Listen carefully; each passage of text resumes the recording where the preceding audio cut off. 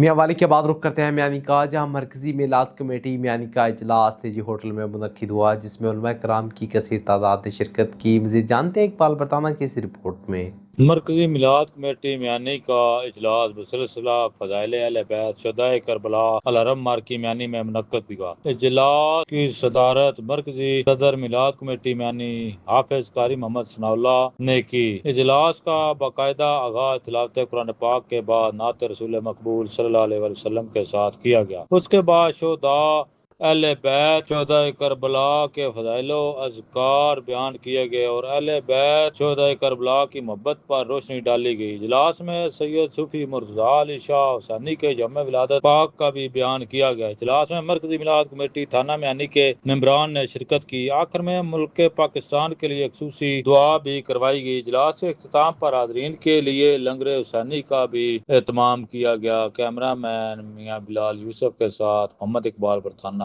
Big news Miani.